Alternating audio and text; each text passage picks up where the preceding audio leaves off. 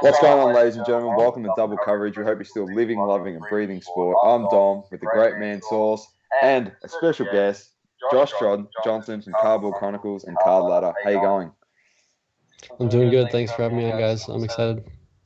Awesome. John, how you going? I'm good, brother. I'm good. Um, Very nice face to see in front of the screen. The man that has made it all happen. I mean, although Chris is a big part of Cardladder, without Josh, let's be honest, Cardladder would still be 6 feet under the ground because he is the brains of the operation and the tech man. Which as someone who I mean, I don't code, but I call myself a front end master in terms of designing sites. I can respect the grind that Josh has and all the hard work he's put into Cardladder. I mean, and also his content on YouTube and all those sorts of things. Us, creating content over the last 6 months, so we know the grind that there is on that side as well. I mean, it's great for the hobby, and Cardladder. I'm just going to say this right now. I'm going to give a promo on Cardladder. I mean, I've waited so long to get the pro version. I said once I get the app, I'm going to get the pro version, and I got the pro version, and I was like, why the fuck did I wait so long to get the pro version? Right? So, like, if you're waiting, like, just go get the pro version. Like, it's the value for money that you get, and the ability and the data that you can, make informed decisions on. I mean, it's helped me. It's actually made my purchases that I've made more informed and easier. So, I mean, there's a little promo. So, like, Cardladder, go get the pro version for sure. So we've got the bromance already started here between these two. And then I got to just drop the disclaimer before I do throw it to Josh. Apologies to you, Chris. Don't hate on us now, because I think Chris is going to go, now I know who John's favourite is out of the two of us. All right, let's get into it, Josh.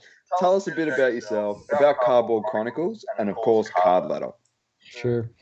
Yeah. So I started in the hobby in like late 2015, 2016, and when I came in, it was obviously a much different time, much cheaper, less people, and it was just kind of more about like the cards and sort of like finding what you like to collect, and so that's kind of how I like got the basis for what I have today. And then in like 2017, 2018, I wanted to start a YouTube channel because there wasn't much content out there, and I wasn't up for the task of like creating my own content all the time or like giving takes. So I thought, well, I'll just interview different people for each show, and then they'll provide the content, and it'll kind of show different aspects of the hobby, what other people like to do. And it's just sort of like morphed into,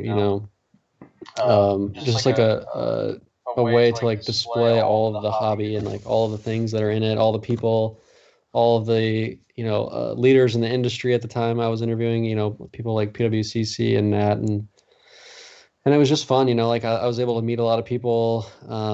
I was able to make a lot of connections, find cool cards. And it just kind of like grew, and it's been pretty consistent over the last 4 or 5 years, however long it's been since I've been in the hobby, 5 years, I guess.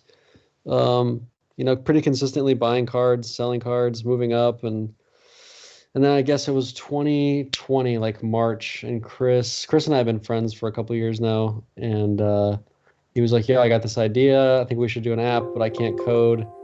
I can't like build websites, and I know you can. So why don't we team up and do this thing? So we did, and it started super small, super humble. We just had like 150 cards or something in there, and I had built Chris like a little admin tool where he could like punch in the sales, and then we had like the list, the top 100 cards, and that was pretty much it for a while. And then we started adding like the compare tool, and then we added like a feed where we were pulling in different content creators, and then we added the collection and then watch list, and it just sort of it sort of snowballed. And then obviously we created the app, and that's what got a lot of people excited. And so yeah, Chris, you had Chris on the show. Chris is the data guy. He's the one that manages all the data, all the sales every day, and I'm the guy who builds the app. So that's kind of our duo, and we don't really mix too much. Like, he doesn't get involved in the coding at all, and I really don't look at the sales, too much, other than, how it affects my own personal cards. But it's a good partnership, like we match well. And then obviously we have like the crossover now. That's the other show that Chris and I do together on Instagram. every Friday night we do like a 2 to 3 hour Instagram live where we just, talk shit about the hobby. So that's pretty much everything. We've officially labelled That's him the awesome. godfather of data, so we know he lives in numbers and data. So yeah, Yep. and that's a good relationship to have, I think, Josh. That you don't get involved in that side of things, and that allows you to focus more on the functionality of the site, which has come leaps and bounds from where you did start. I mean, um, Chris did say that people were sort of like bashing you at the beginning, but that's all right, because you've come a long way, and now people can't really live without you. So it's good. It's great to see how far it's come. In all Yeah. forums as well, that's definitely the thing. As John said, you copped it early on about, who's this company? What do they think they're doing? Blah, blah, blah. Because obviously the comps and stuff before, people used to just go like recent eBay sales and whatnot. But it's come so far, and you push through. And that's the thing. A lot of companies, they usually give up when they cop the backlash. And it's literally they put in the too hard bars because they think everyone hates us. But you push through, and honestly, a credit to both of you. But yeah, we do have a nickname for Chris, and he's the godfather of data. So we're going to probably have to call you the code master of data or the code master of Cardladder. So don't worry, we'll work it out. So we'll think of something and we'll title you into the All right. post when Yep. we Maybe release it. The other thing is, we usually ask this at the end of the show, but we've got a bit of interesting stuff and content to get through. Excuse me, but for Cardladder, what's next? I know that you showed a scanning tool potentially to help fill out data. You've explained that on the crossover. What's next for Cardladder in terms of like little tweaks? Because you're always adapting to the market, which is awesome. Yeah, the next thing is I'm going to focus more on the portfolio side, the collection side, and give you like more in-depth data about like the breakdown of your collection and what it's worth, and then more like accurate daily valuations based on like when you bought the card, what it's worth today. Because right now, we just sort of track like what it's worth at each given day, and then give you like your update through email and say like, here's what it was worth today, here's what it was worth yesterday. It sort of like tracks that from the day you start with the tool till the current day. But I want to give it more in depth about uh, have it go back in history to when you actually purchased it and like where it's at today and how it's performed over the life of the collection. So that's the next thing. The app, we're obviously trying to beef it up all the time. Like the scanning thing you mentioned is live in the app now today, actually. Trying to think what else. Oh, custom dashboard. That was the other big one. We're working on being able to have like collection data on your dashboard, watch list data, bringing in like custom widgets that you want for the dashboard, and then being able to like hide and show them and reorder them. So if you don't want something on the dashboard when you get there, we're working on that right now. That should be done a couple weeks. It's not too far off. After that, like we kind of work as it comes up to us. We don't really plan out too far ahead. We have like some bigger ideas, that we've got on the backlog, but for the most part, it just is like what do people after we release something, it's interesting. People don't really know what they want until after we give it to them, and then after we give it to them, they like nitpick at it and say like what they want it to be. It's like we kind of improve after we launch something, we get the feedback and improve on it. And the thing we're hearing right now is like I want more stuff in my collection, so that's what we're working on. Now, this is from John and I. We look at Business 101 when we always talk about the hobby as well, and behind the scenes type of things. Now, if you're listening to this and you just heard what Josh just said, he listens to customer feedback and him and Chris and the team, they think of ideas based on the customer feedback. Now, there's a big company out there that just goes about their own business, their own merry way, and they haven't listened to customer feedback for about as long as I've been in the hobby, which has been a long time. So credit to you. And that's honestly, in my opinion, I may be wrong, but that's the best way of doing it. You want to give features to your clientele and your customer base based on what they want. If they see a little thing and they say, I think we need this next, and the majority is that's what they want, it's a no-brainer. You got to give your customers what they want. Or else if there was a competitor exactly the same as you, they'd be like, well, they're doing it, and they just jump ship straight away. But you are the market leader in the data collection and with that tool, and honestly, it's a great way of conducting your business by listening to your consumers. Now, an interesting one now because we might rub up some people the wrong way because, as you know, We're used John to and doing I, that on this show, Doma. Come on, let's be honest. we're massive. Yeah, I still haven't forgiven John. We actually got commended. We got DMs on the just yesterday or the day before saying we like your show because you don't pander to the masses and you actually say it how it is. I'm doing that. Yeah, I'm not doing that shit. I'm serious. I'm not doing that shit. Like, what the fuck's the point in that?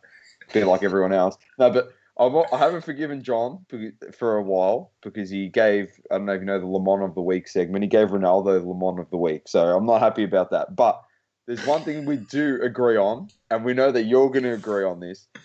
We think LeBron, he could be the best ever. So you are a massive LeBron James card collector. Why LeBron over Jordan or Kobe? I mean, it's simple. I grew up watching LeBron. Like I think he's what, 36 and I'm 32. So like when he was coming into the NBA, I was in high school, and so that was kind of like when I really started getting into basketball and watching the NBA, and he was just like the young phenom at the time, and it was just like very exciting time with him coming into the NBA, and his skill set was amazing, and I liked his style and his personality, and I've watched him ever since. I've definitely watched every playoff game he's ever been in. I make that a point, and I've at least seen, I would say like 75% of his regular season games. I always watch like the YouTube highlights if I miss it. I just always have watched him. I was too young for Jordan when he was in his last finals. I was only 10. So, I don't really have too many memories of Michael Jordan. And Kobe, I was a big Suns fan when I was a younger kid. So Kobe was kind of like, the Lakers and the Suns. It's like, I just couldn't root for that guy. It was just hard. And then the Suns went through like a really bad spell, and it was like, all right, now I'll just focus on LeBron. I kind of went all in on watching him, and then when it started with the cards, he had really cool rookie card stuff that I liked. I liked that era. He had the Topps Chrome era of 2003 to 2009, so I liked his cards as well. It just is like a good match. And Jordan, he's got his own fan base. They don't need me. Like some people gotta divert a little bit from Michael Jordan. Not everybody has to collect him. Definitely. And some of the cards you've collected along the way for LeBron James, a bit of an insight to our fans that may not have heard you speaking about them before. Sure. He's got a lot, but so that you can nail it down to, the pick of the bunch. I know. Yeah. Yeah, sure. I mean, a lot of it's like, it's just, I don't have that many actually. I think I only have like 10 like main cards in my like my main LeBron PC. That's just because I'm big on like the consolidation. But like my main ones are the LeBron 2003 Exquisite RPA at a 99. I picked that one up about a year and a half ago on a golden auction. The other one that people know a lot about is the 2003 Topps Chrome Gold Refractor, serial numbered 1 out of 50. That one I got about over 2 years ago now that I got that one.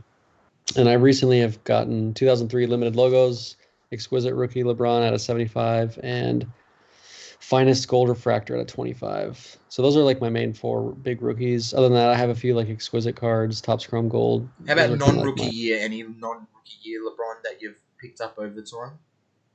Yeah, those 4 are my rookies. My non-rookies are like 2008 Topps Chrome Gold, the Choctaws. I have like a 05 Finest Gold. 2009 Exquisite number pieces. That one's really nice. I have a duel with Michael Jordan. I do have one Michael Jordan card, and it's a duel with LeBron. I just always wanted a duel with those two guys. So those are my main. You can't really go wrong with that. Let's be honest, Josh. You duel with MJ, the 2 best players to ever walk the planet. Yeah, no, it's pretty good. You got the GOAT and then MJ, so it's an awesome card. So. Like they've got Jordan on the bottom of the card. They stacked him by rank on the. Yeah, exactly right. That's what they do. They put the second best second on the card. I like that. I like it a lot. So, just the next question is like, what do you think of LeBron's current, value in the card market? Because John and I reckon that, especially in the 2003 year, so his rookie year, there's a lot of card variations you can go for. Where you see with Jordan, Jordan's got his Fleer rookie, and is it the Star rookie is the other one that he has. So he only has 2, but LeBron's got so many. And not like so many, like it's flooded the market, but he's got some really nice insert rookie that get no love at all. And because everyone's just so focused on the Topps Chrome and obviously the exquisite pieces. What are your thoughts on purchasing LeBron in 2003, but in different sets, or you're not a big fan of like the base cards, more looking at numbered?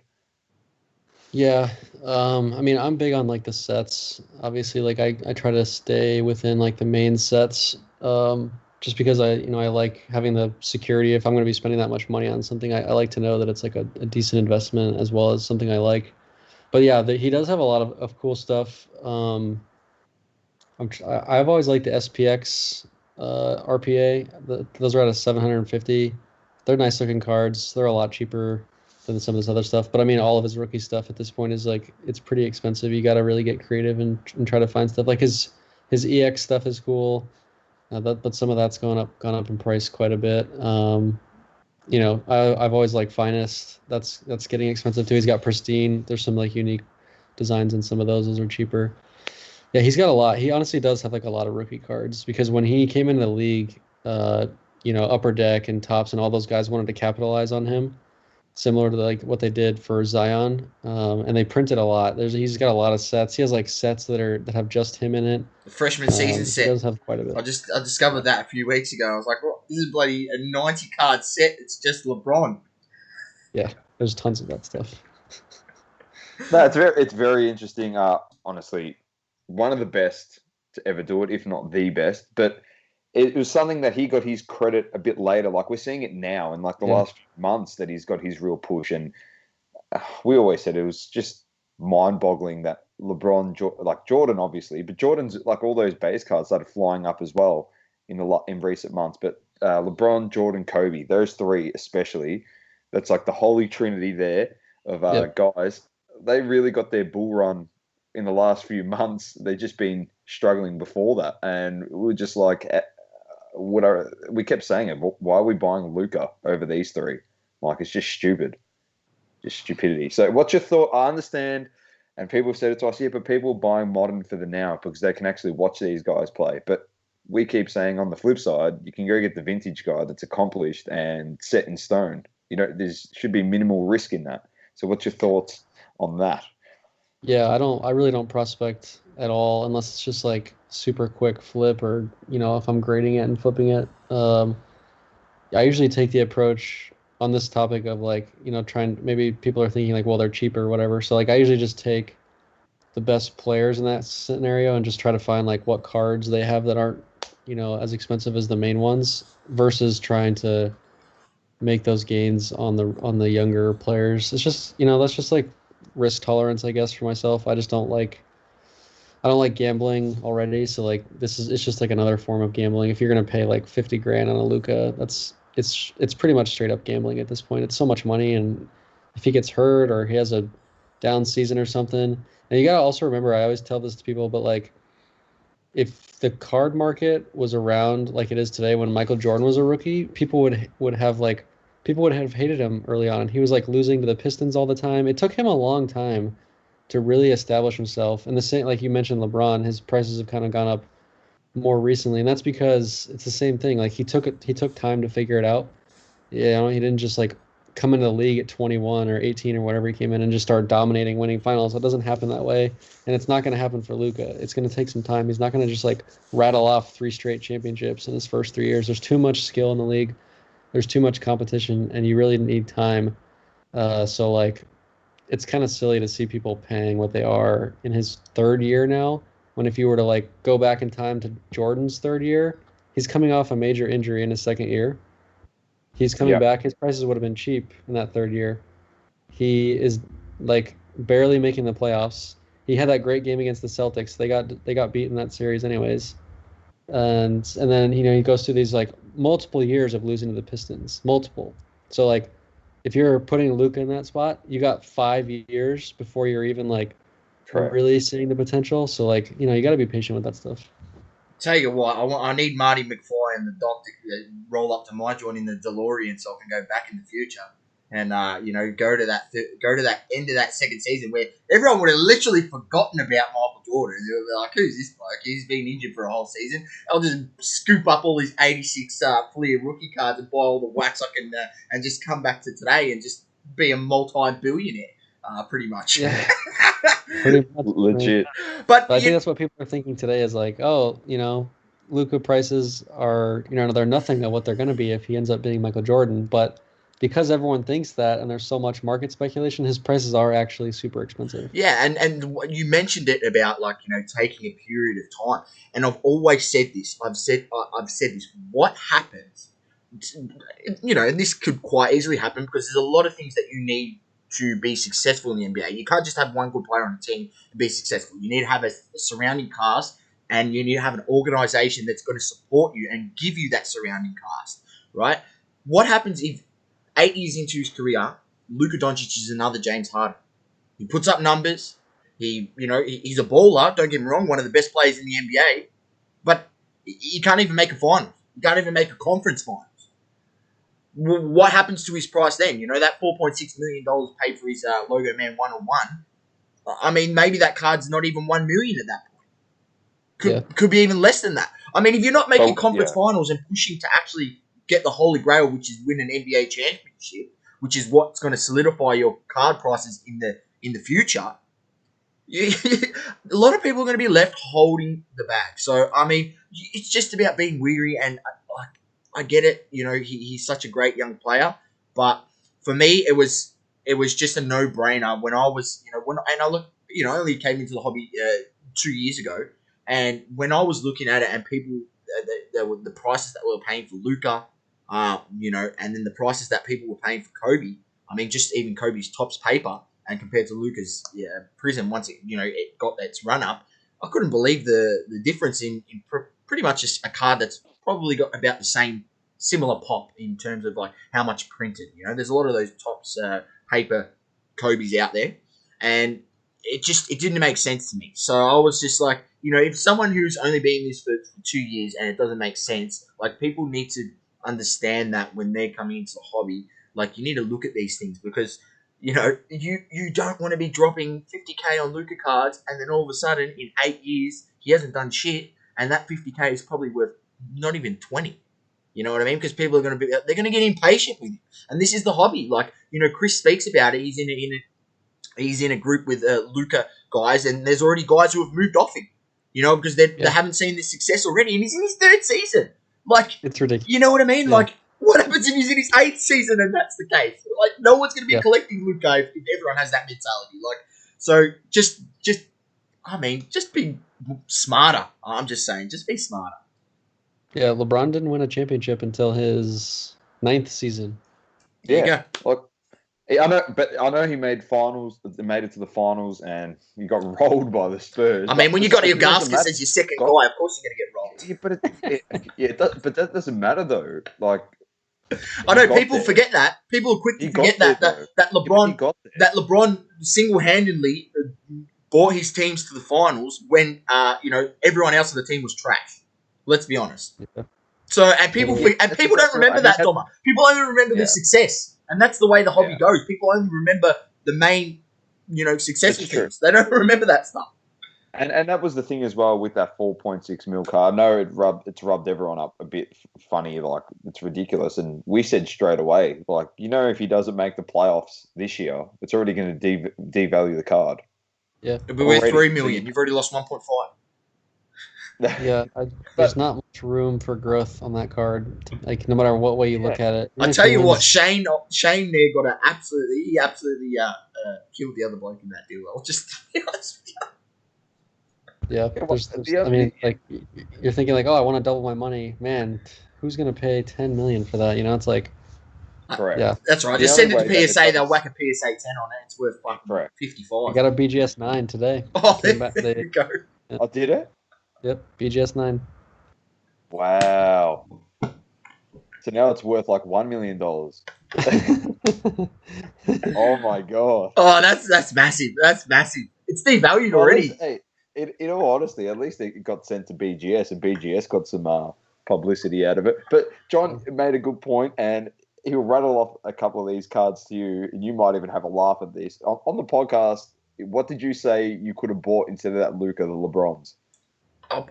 I mean, based off your predictive algorithm, because there hasn't been one sold for a while, but the LeBron RPA number to 23, where you had it predicted at, 2.5 to $3 million, like, why the fuck wouldn't you be buying that instead? Like, just saying, you know what I mean? Like, if that came onto the market and that was $3 million, like, yeah, I'm buying that number to 23 RPA of LeBron every day of the week. Like, it doesn't make sense. You can nearly buy two of them. I mean, or you could even buy that and a number to 99 that, recently sold for 1.5 on Golden and an 8.5 graded at BGS 8.5, the number to 99. So I'll just take a number to 23 and a number to 99, and that's pretty much the same price that they paid for Luka. And LeBron's already won 4 championships, MVPs, done everything. Second bit, the best player to ever walk the planet. The GOAT. So it just doesn't make sense. I don't think I've ever heard someone with a Kobe poster on their wall say that LeBron's the GOAT. Usually the Kobe guys are the ones that are the most upset about LeBron or like defending. No, it's just like all three of them. I really don't like to get into that. I like all three of them and just. Yes, so do we. Yeah, so do we. We just look, Kobe. I PC Kobe, and that's because Kobe's the reason why I support the Lakers. Kobe's the reason why, I used to play, play PlayStation, 1999 basketball, 2000, I remember, and I used to just go to the Lakers, Shaq and Kobe. And that's why, Kobe is pretty much the reason why I started playing basketball when I was 8, 9 years old. And then it just evolved from there. So, I don't have anything against, I genuinely think LeBron James is a better player than Kobe Bryant, and I watched a lot of Kobe Bryant and I watched a lot of LeBron James. But different types of players. But good in their own respect. And just like I respect Michael Jordan, I'm not going to talk down on Michael Jordan because what he accomplished for the game, what he did for the NBA, in fact, in bringing it to the hype that it was at, and then allowing people like Kobe and the next generation to elevate it to the next level, and then LeBron and so on and so on. Anyone that just wants to get into that argument and all of that sort of stuff, it's just like, I'm not wasting my breath on this. Like, they're all good in their own respect. Respect them for what they've done, and that's it, man. And just enjoy these guys while they're still playing. You know what I mean? It was. I wanted to get over to the States and watch Kobe live, and unfortunately, I was never able to make that happen. I really hope that LeBron still goes for another 2 seasons, maybe 3, so then at least I can make that happen. Because that's quite a possibility, which I really hope he does. Yeah, absolutely. Well said. I can't argue with any of that. I'm big on the eras too. Like Jordan had his era, Kobe had his, and it bled into LeBron's a little bit. But now LeBron has his era, and within that, it's pretty cut and dry of who is the best, and what more do you need than that, in my opinion? You can go back before Jordan's Magic and Bird and Kareem and Wilt, and it's very linear and kind of easy Definitely. it's easy to just pick the best at that time, and it doesn't really need to be too much more controversial. And it's true. And some of the things don't transition. Anyone wants to go out there. My opinion is the NBA today is much more skilled than what it was back then. And anyone who wants to defute that, just go have a look at how many people used to shoot 3-pointers back then. Today, if you can't shoot 3-pointers, you'll be quickly out of the league, right? So you have to have that ability to shoot 3. Yeah. That and athleticism. And athleticism, right? Go have a look back at some of the guys there. Do you think Bill Laimbeer would get any game time in the NBA today? The guy would be sitting. You'd be in the G League. Let's be honest, right? And people try to say that look, this is where the argument comes in, but I don't want to get into it. The era of basketball, there was a lot tougher, and that's the thing. They've cleaned up the rules a lot. They used to bear hug people when they'd go up for layups and not even, just get a common foul. Wouldn't even be a flagrant. So, like a German suplex. That sort of aspect has changed. But, just respect the errors and respect what they've done and accomplished. Very true. let's move on to Ken Golden's latest auction. So the winter auction finished up. He's getting ready to start his next one. He put up some interesting stuff yesterday about, it was just a baseball collection. I don't know if you saw that folder, Josh, and he was just flicking through, and said it to me, and he goes, if he gets this graded, it's probably over $10 million worth of stuff in here. It was just unbelievable. It was all like the really old school cards. 1950s, and it was like complete sets, 1950s, Yeah, so 60s, 70s, just crazy stuff. had everyone the works in there, and they all looked in mint condition too. He was flicking through the pages like, how the hell are these cards? They look reproduced. That's how good the condition was. So, is there anything that stood out to you in the latest auction that you thought, yep, I could see that going for that much, or something that lowballed, or something that surprised you completely? Yeah. Yeah, there was a lot of stuff that went like way, way, way, way higher than Chris and I thought, and like even like the predictions that Chris had set up. Like a lot of the Durant stuff just went way over their predictions. Like his Topps Chrome White Refractor did like almost 300,000, and like his out of 35 RPA did like 600,000. I think that card was like 40 grand a year ago, and for it to go from 40 to 600 is just crazy. And he really has played like 10 games in that span. Not that that really matters for the discussion, but it's just kind of wild to think about. And then, I thought the super high end stuff went kind of low. Like I thought the LeBron RPA and the Topps Chrome Refractor Kobe Black Label, those both went quite a bit below our predicted pricing, just based on like what it was doing relative to some of the more common stuff that's been selling a lot. And then, there was a lot of steals, I thought, like in the sort of like the $5,000 to $15,000 range. Like there was like a Zion Gold rookie, like a select, like true gold rookie for like 10K, and it didn't get any activity at the end. It just it was on page, like 40 or whatever, because there were so many auctions. I thought the Luka that Chris ended up winning went pretty cheap. It was 10K for a true Prism Gold Luka. It's not like the main, obviously, like the base one. It was an insert, but still pretty cheap compared to what I thought it was gonna do. And yeah, there was just so many cards in the auction that is just bound to happen where stuff goes too high, too low, right on the money. There's just way too much variance for it not to go that way. So it's maybe some people got some really sweet deals, and we'll see that stuff sell for a lot more in the next auction, depending on how many cards are in the auctions. It kind of just all depends on the timing. My personal personal opinion was there was, I don't know if you've seen, there was a Diego Maradona graded auto lot that was only sold for 73,000, and I think there was 26 graded autos in there in it, all graded PSA. And I just looked at that and I was like, "Are you joking me?" Like, I mean, is anyone across the news of what happened to Diego Maradona? I mean, he unfortunately he passed away, so he's not going to be signing any more autos. So I just feel, if you had that money to buy that at 73,000 and you sit on that for 5 to 10 years, I mean, I just can't see where that doesn't increase in value. I just don't. Like, I think that is such a steal. That whoever bought that, like, credit to them, man. Like, that is one of, in my opinion, was the biggest steal of the whole auction. Getting 26 graded Maradona autos for only 73,000. Yeah. That works out to 2.7K or 2.8 just about per auto. The equivalent on that, I know, I'm not sure. If you're across the board with all the soccer and stuff, just an equivalent on that is like the 2006 World Cup soccer product. We were talking about this a few weeks ago on the Crunch Time podcast with the boys that we do that podcast with, and we were speaking about that product because Anthony had just opened a box, and we were looking at the prices, and we kept saying, why isn't someone buying like the Italian players? Because the Italian players won the World Cup in 06. It's kind of like that Kylian Mbappe Prism World Cup card, because he won the World Cup that in his first ever World Cup. And we're looking at it, and Buffon was like $80, I reckon, $70 raw.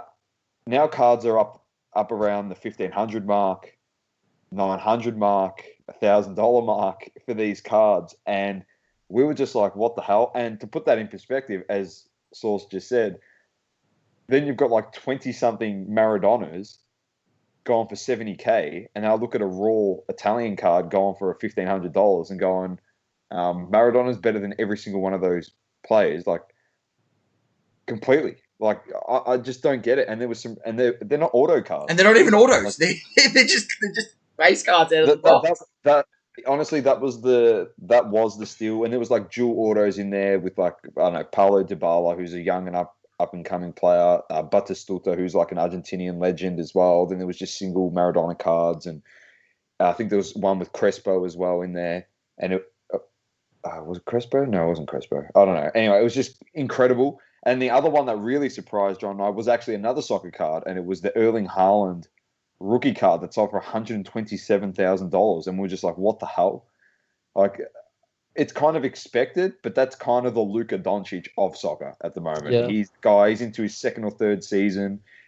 He's accomplished jack shit like Luka, and well, he hasn't accomplished jack shit. He's breaking all the record, like Champions League records and whatnot. So he's got records to his name. But look, with that it's only a matter of time until Barcelona or Real Madrid or one of the big, top 5 clubs in the whole world comes knocking and pays his, probably $120 million release clause and sign him up. And then once he's in one of those teams, I mean, the sky's the limit because those teams are set up for success. Even though Dortmund are good, they've never been able to. I mean, I think even though they've been really good, they just can't beat Bayern Munich in the Bundesliga, and then Champions League they always seem to fall short. So, I mean, I get it, I do get it, but people need to also realise he plays for Norway, and Norway is never ever going to win an international cup ever.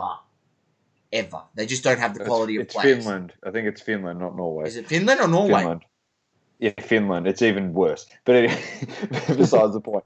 And the other one was that Topps Chrome Kobe as well. I agree with you, Josh. And we spoke about this recently, that card, it is Norway. It is Norway, mate. I got to be right, mate. Finnish. You're right. Norwegian professional footballer, mate, according to Wikipedia. Sorry. So thank you very much. I look like don't jump in there on there, mate. I know I've done my research, all right.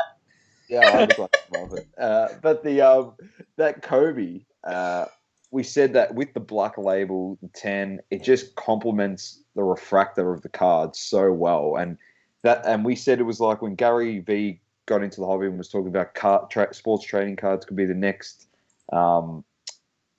works of modern art, and we all looked at each other and went, this card, if you're going to say this is a statement piece or an art piece that you wanted to collect in the hobby, this is the one. Like, the black label looks so good with the refractor. It's a sick looking card. I think the pop is 2 in the world at a BGS black label. I think it's 2. So you have 1 or 2. It's kind of like you're collecting that art piece. Whether we see another one eventually hit the market in terms of like you have that pop count goes to 3 or 4. Who knows? Who knows if the second one's ever going to get sold? But there's word that the second one is actually greening, and that was the better quality one. So I listened to a podcast with a guy at one point. He owned both of them, and he sold them. It was a guy. His name's Eric. I think he was on the Luka Tiger Bronze. I could stand to be corrected, but yeah, he did say that one of them was a better quality than the other one in terms of the 2 black labels. Yeah, it's like his best card. It's like Kobe's best card sold for, almost a third of Luka's best card. Yeah, it makes sense in my opinion. But anyway, I mean, Kobe's only won 5 chips. It's not that much. I'll just leave that on the floor. You guys can pick it up or... No, I'm not picking it up because we'll just lose our shit on it. So, but Ken's been doing a good job. Obviously, he's got a lot of clout at the moment in the hobby, and he's capitalizing on that massively, and he's doing a really, really good job of it. And your thoughts on Ken's status in the hobby and what he's been doing, like for everyone, I guess, that's involved. Yeah, no, he's definitely very, very good at bringing attention to the hobby and getting sort of the the word out for what the hobby is and what we represent, and the collecting side of it, the investment side, just kind of, he really incorporates like all of the things that we are inside the hobby, and he tells it out to the world, and he's bringing in a ton of people. It's very obvious that he's directly can be credited with a lot of new entrants into the hobby, a lot of people just based on his outreach and his communication out. And so all credit to him on that front for sure. Definitely, completely agree. And also, if you've got a big card and you want it to be sold, Ken is the man to go to. And if it's not graded, well, let me just tell you, just give it to him because he gets it graded within 24 hours. I'll tell you what, he must have a silver. He's got a golden connection to PSA and BGS. He gets shit graded ASAP. That's yes, good. He does. Couple more before we do finish up, Josh. I know you've had a discussion with the company. We've been in talks with a company as well, just to get some insight into what they're doing. But fractional card investments, and you also posted about this yesterday as well. So it was perfect timing as well. So give us your thoughts on it. Is it a go? Is it a no? How do you feel about it? I like the team at Collectible. I think it's a really well-run company. I like the guys that are involved, and they're going about it the right way. And I think I can be convinced of fractional in terms of like super expensive pieces like 52 Manals and game worn Michael Jordan rookie jerseys and signed shoes that like they have like Muhammad Ali pieces, stuff that like 99.9% of people are just never going to be able to afford. And so it is cool to like fractionalize that and kind of sell it in pieces and have people get excited about owning a piece of it. It's like buying a share of Amazon at that point. Like you're saying, like, yeah, I own a piece of Amazon. It's cool. It's interesting. It's a pretty decent investment, obviously, at this point. Everything they've released has done really well. Just for me personally, like I just don't care for it. I'm not interested in it, and I'm just not going to do it. That's no knock on anyone that does want to do it. Past that, I do kind of like draw the line at the rest of the stuff. Like I'm just more opinionated on like Dibs and what's the other one? Like Top Shot, like this kind of stuff. Like those are like now you're like directly competing with the space and time of the hobby that I like, and you're like trying to break it down, and you're trying to like lean against the hobby and say this is why my thing is better than what the hobby is. And that's where I sort of get defensive and say like, no, these are like the foundational pieces to the hobby. This is what we like about it. What you're offering is just not that, and it's super different. So don't try to compare it. If you want to have your own market of Top Shots and $10 fractions of silver prisms, like go nuts. But like to actually say, oh, this is NFTs and all this stuff, it's better than cards because XYZ. That's not true, because cards have nostalgia. These other things do not have nostalgia. They are brand new. They are created in the last year, 2 years, whatever. They're created almost just out of thin air. Whereas this other stuff has like history, it has nostalgia, it has people's emotions tied to it. It's physical. There's all these different aspects that make it very different. So like, that's usually where I get defensive and opinionated, is when the comparisons start to come up, and it's like that's where I kind of draw the line. The collectible one, though, I think that's okay. I like that response, because I'm going to try and start an argument war between you and John here in a second. But Top Shot, we're definitely turning. We're not talking about that on. Well, on I'll just because we can go on. Yeah, just Top Shot in general. It's not part of this hobby, so I'm not going to waste my time and waste your time, Josh. And we're going to talk about it. It's got nothing to do with sports trading cards or trading cards at all. Top Shot is its own thing.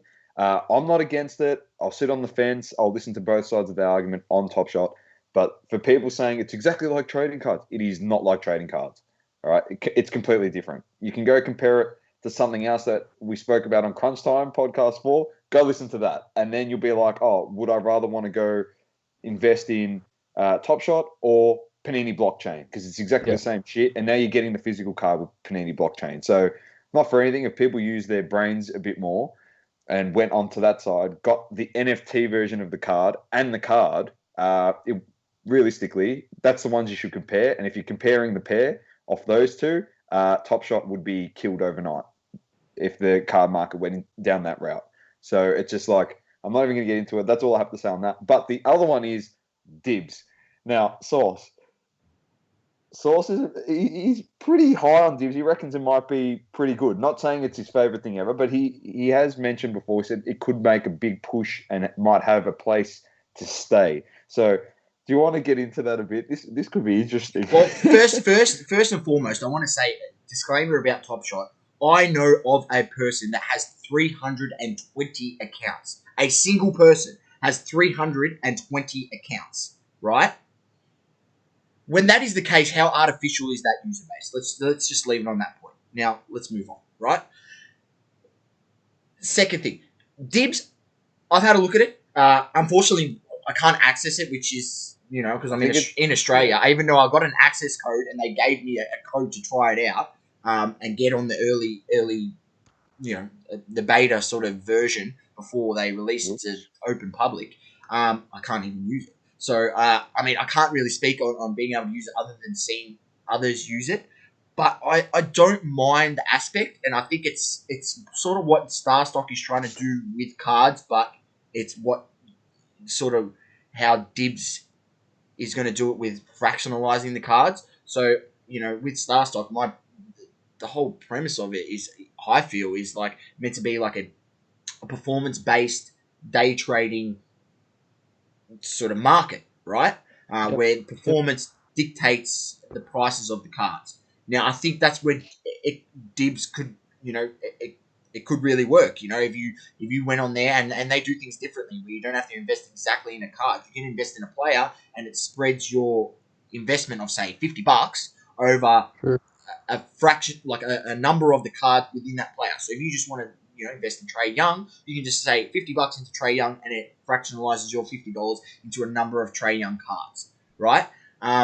You can go directly into one card. I think where the lines need to definitely not get twisted is if I ever see someone trying to use the fractional number for a comp, I will tell them to straight out get fucked, because it's severely inflated.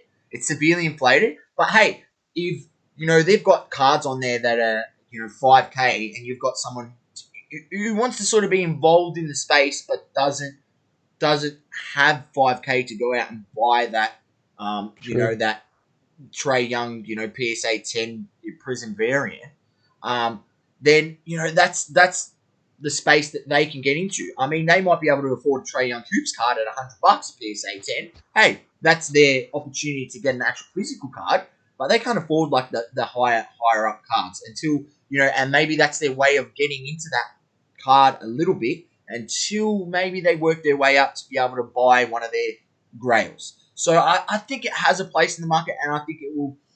And if I see like sort of the day trading thing in terms of performance, it affects the price of the cards, then I think that will be pretty cool. But we don't know where it sits. So this needs to play out over a number of months and see what happens. But I don't mind Dibs. Collectible, on the other hand, as far as I understand, it's a bit different the way it's run. And they've look, I stand to be corrected because I haven't actually done too much research on collectibles. So if you know more about this, Josh, like tell me I'm wrong, right or wrong. That you buy into the player, it goes up. If you want to sell your fraction in that card, I don't know if you can straight just go sell. I'm not 100% sure. There has to be, unless there has to be a consensus from a number of people that you have to sell. I don't know. I could be wrong.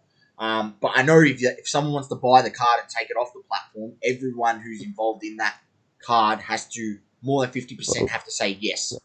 And then they are introducing what you're describing, where you can like sell your share before the whole thing sells out. But that is like a newer concept for them. It's new. Yeah. So like that's where I thought Dibs, maybe. But if Collectible, who's already currently in the market, and not for anything, I went straight on my iPhone right here, and I went to the App Store, and I was able to download Collectibles. So the fact that they're already in Australia and already global, Collectibles already got one up on Dibs, because I asked them, I DM'd them, I said, why aren't you in Australia?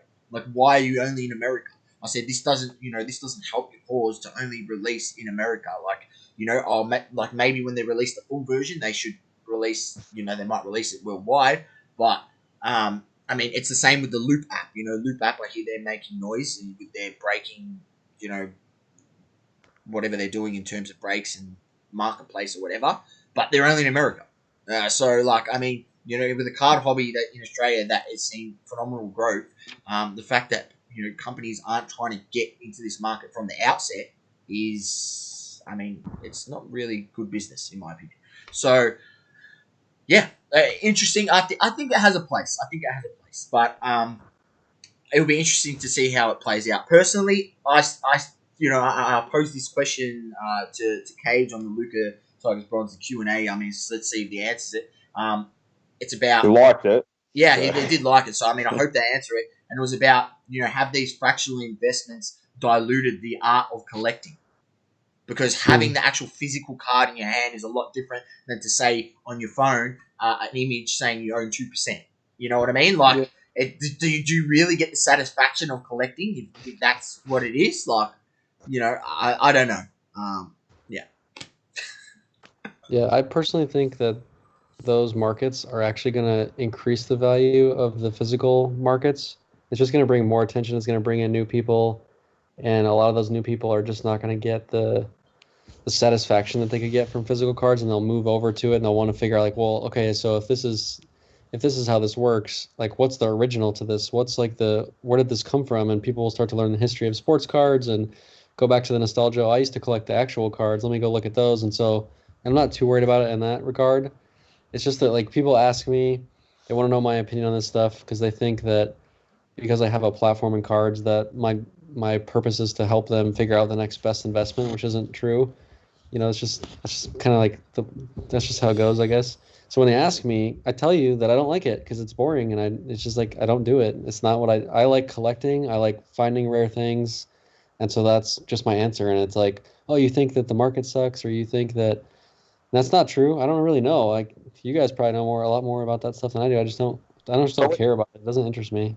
We're the same thing. We're probably on the same page as yourself, Josh. Like we'll try out new things, whatever, just see how they are, different platforms and stuff. But the answer we give to people is our opinion on what we think of it. But it's never exactly what you said. We're not trying to push you to say, oh, you should never invest in collectibles. You should never invest in dibs or Top Shot or whatnot. It's just like what we always say is we're probably not a fan of some of the things, but if you do your research, and that's the word.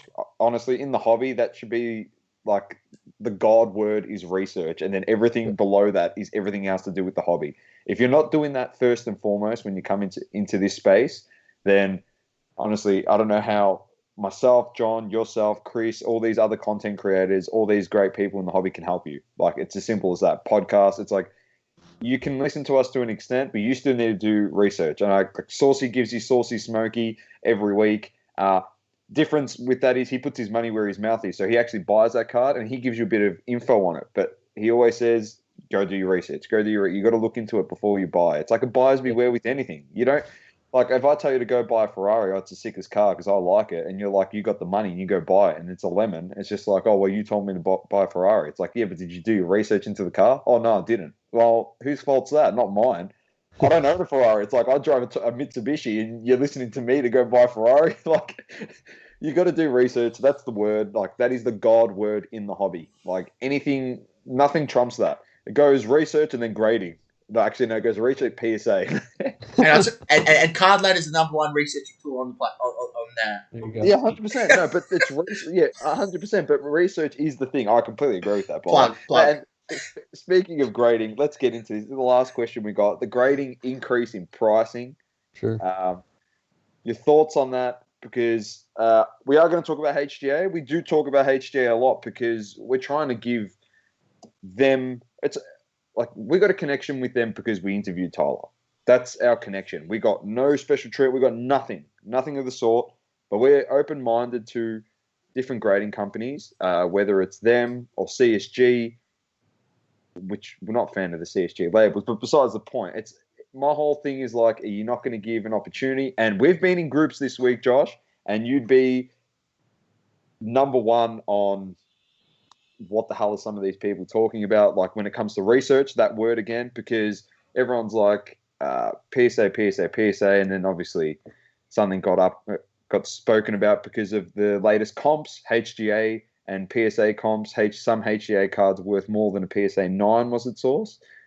So it's like people starting to crack the shits and be like, oh, they don't know what this is. And then obviously, you know what it's like. They go and grab the latest issue that HGA had, which was obviously that aggregate score based on the subgrades. It didn't match up to the thing. And people bagging him there, like, if it's AI tech, then it shouldn't be this. And the thing is, John jumped in, as John does, and he's just like, not trying to be a keyboard warrior for HDA. He's just coming in and going, but do you actually know anything about the company? Oh, yeah, they just grade with computers. But John tells me that, and then I go, but they haven't listened. Like, Tyler's been on a couple podcasts. Like, we're lucky enough we had him, but we're not saying go listen to us. Well, you probably should because you get educated on it, but they've actually got people working for the company. Like, they do the labels, they print the labels, they like. There's still a human element to it. Like, that putting that label in there doesn't get done by a computer. Like, it gets done by a human. So, I mean, the grading of the card, that gets done by gets done majority by a software. Or, I mean, they did change their thing from AI to software. So, I mean, I don't know, make of it what you will on their website. But they originally had called it AI, or artificial intelligence, I believe, and they've changed that word to software. So, I mean, I don't know if that means anything. But funny enough, I did read, and I posted it on our story, that HCA are expanding. They've outgrown their current space. They're moving their operations of grading cards to a complete different space. It's going to allow them to expand even more. And the current space they're in, they're still occupying it for only their web and support team. So they've now got 2 places where they're expanding, week after week. They now accept, I think, 4,000 cards, and they're predicted to accept 10K within the next 11 weeks. And that's, their goal, to get to 10K per week, and then hopefully grow from there. But yeah, it's just interesting. People are quick to shit on a company that has come in here and tried to do things differently. You know what I mean? Like, they could have taken the SGC approach and gone, hey, we're meeting turnaround times, send us all your cards. Next minute, it's freaking 5 months, 6 months, and you're getting your cards back, right? They're doing things differently, and I commend them on doing that. And don't be quick to shit on a company, even though they're saying they use technology. There's still an element of human involved. There's still an element of human that has to read over that grade. So, their customer service is second to none. I mean, tell me another grading company that cleans your card before they grade it. Dang, that's cool. I didn't know that. Right? Yeah, they got cleaning rooms, Josh. Like, they got dust-free rooms that all their scanners and that are in. So, and they clean your card before they scan it, so there's no imperfections that come up on the high-resolution scan, so that the technology can work to its efficient best. And this is what I'm trying to say to people. People don't educate themselves on the process that is going on. And Tyler himself even said once he moves to the new space and they expand to that, he will be opening up the ability to have a tour of the space so people can come in and see what happens in HGA. I mean, I don't know if PSA or BGS are doing that they're having tours or not. Like, I don't think they are, right? So they don't tell you shit, and you don't know nothing. HGA is the most transparent grading company on the planet. And anyone who wants to refute that, well, you obviously haven't done your research. Once again, brings it back to that word, research, right? And please, if you haven't, go listen to the podcast with Tyler Kitt, the CEO of HCA, and he tells you a lot about the company. I mean, he could not tell you half of these things, and you wouldn't think anything of it, but maybe he's gotten this popular because he is so transparent to people. And it's just, I don't like, people, every time, like, people like they want to bash them, and they'll bring up like mislabeling. They put a Patrick Mahomes label on I was like another guy, like a running back, right? And the thing is, that label is generated from the information that you put into your submission, right? Now, albeit someone should check, that's not actually Patrick Mahomes, but part of that fault is on the user base for not entering the proper details of their card. Now, it should be checked, don't get me wrong, I'm not giving them a pass at this point, but you tell me, I don't know if you've had something mislabeled, Josh, but as far as I know, people that have had stuff mislabeled, they contact PSA and it takes them 5 to 7 days to get a response back from their email. You know what happened with that situation? Tyler, the CEO, contacted the person, they refunded their whole order, they paid for overnight express to and from, and they fixed the order. So, I mean, that's pretty good customer service, and no other grading companies taking that much care with their customers. I mean, it just don't be quick to judge a book by its cover. I think anyone that thinks that the HGA's prices are going to stay up at this point where they're right on the tip of PSA. I mean, you're delusional. You don't know what's been happening in the hobby over the last 2 years and the way PSA is just outgrown everyone in terms of their ability to market their product better.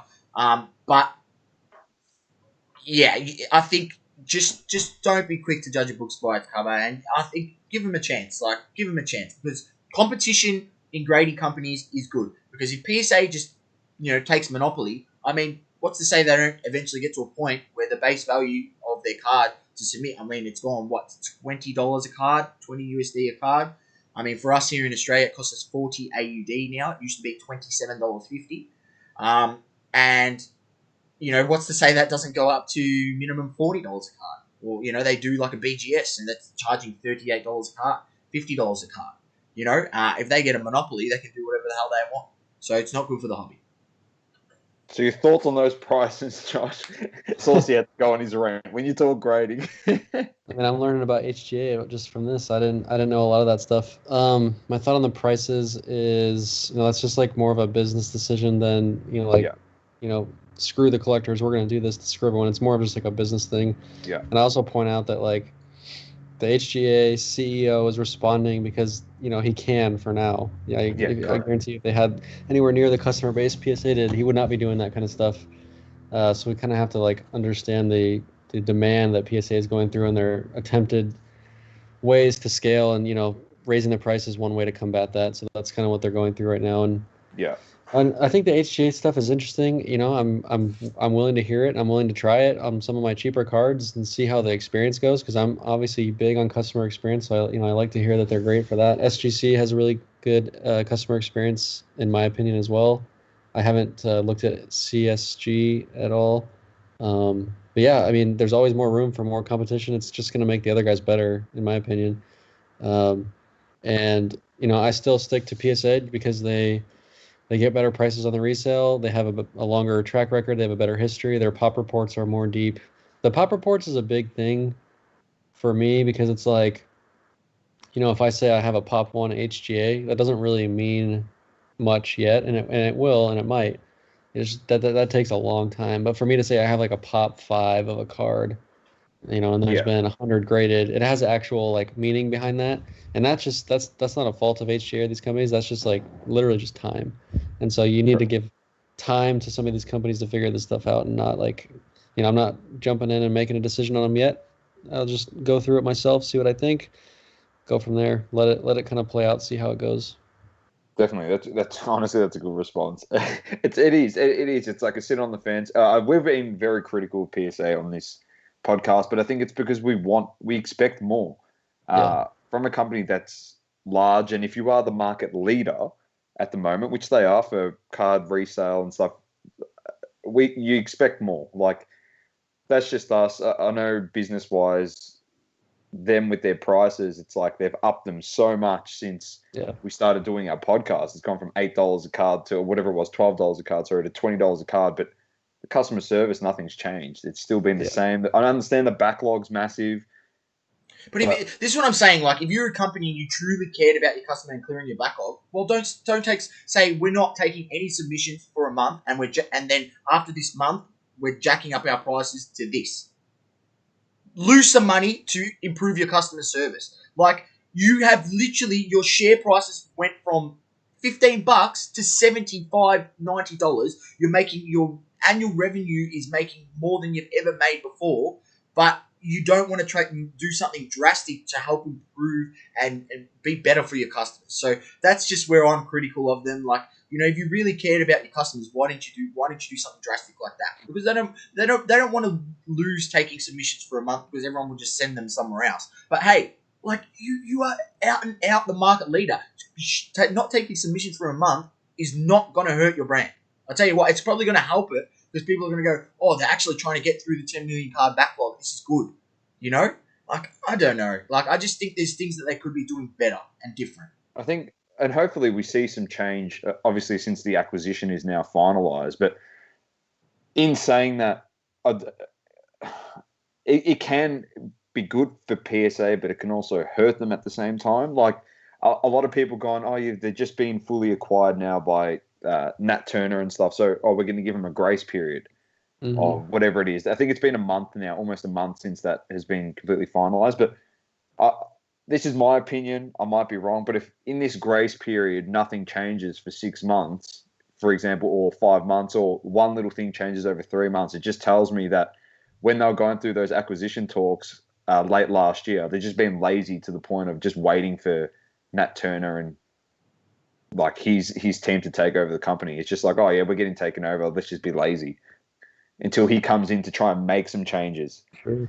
So that's the way I look at it too. Like it's all a wait and look game, as we've always said. And even yourself, Josh, you're very straight to the point on certain things and research into that stuff.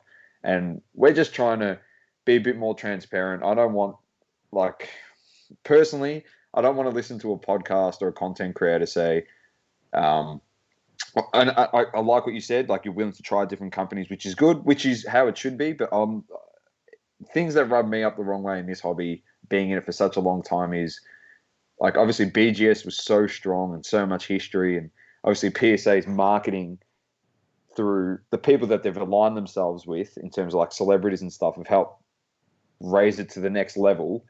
And my whole thing is just people that come into the hobby and content creators are just like, oh, it has to be PSA. Don't worry about BGS. They were the old school company that did the grading. It's just PSA now. It's PSA.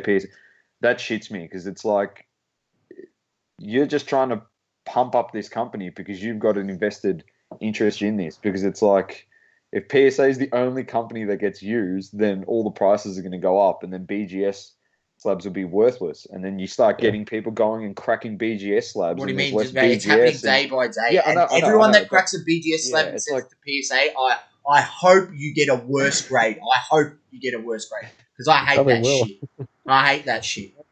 Because a 9.5 is going to go to a 9 in like most cases. Yeah, I mean, dude, the BGS cards crushed it on Golden. I don't know if you guys noticed. Yeah, but we like, did notice that. 9.5 gold prism. Kobe did 140 grand. Yeah. There's a bunch of BGS stuff. I really don't see. Yeah. They're not going anywhere, man. They have so many big time cards in slabs that like that's not going to just go away.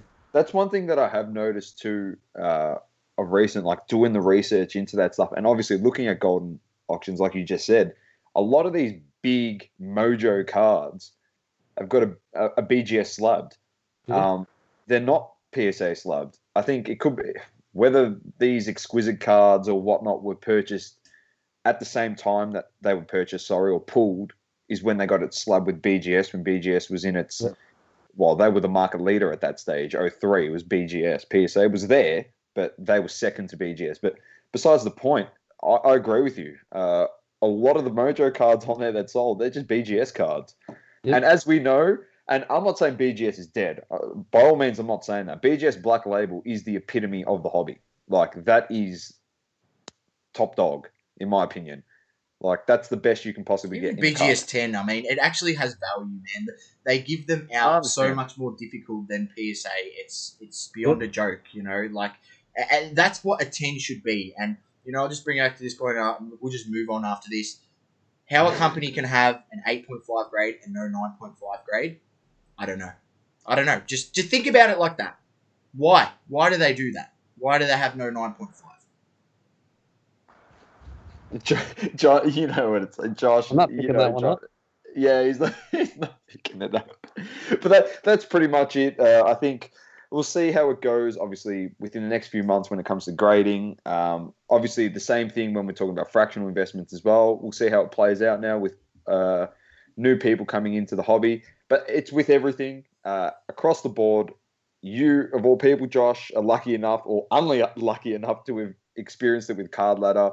As John said before, people shit on new companies when they come in. It's just a test of time on how hard they're willing to put in the work to develop and establish what they really foresee being a useful tool or useful piece of software or platform for people in the hobby. And that's it from us, unless you want to nail us with a question. But that's pretty much it, Josh. We really do appreciate you coming on this podcast. It's long overdue. And hopefully we can make it a constant thing. Every few months, you jump on and we can talk about some new stuff that's been happening in the And hobby. hopefully less about the grading companies and PSA events. I mean, that seems to be. I mean, you know how fired up I get on that stuff, though. You know how fired up. That's why I bring it up. I mean, it's important. It's an important piece. No, I appreciate you guys having me on. I just wanted to say that you guys are you guys play a very important role in the hobby, being critical of things and researching and understanding kind of the different things that maybe other people aren't touching on. I think is a very important role in the hobby. So keep doing it. I'm happy to jump on whenever and support you guys. So I was excited to do this today and looking forward to seeing what you guys do next. Thank you so much. We really appreciate that. Man. All right. So on behalf of me, the great man Sauce, and Josh from Cardboard Chronicles and Cardladder, keep living, loving, and breathing sports. It's double coverage and peace. Peace out, ladies and gents. Thank you for tuning in. Please don't forget to leave a review on the Apple Podcasting app. Also, follow us on socials, Instagram, Facebook, Twitter, and TikTok. Talking all sports, double curve.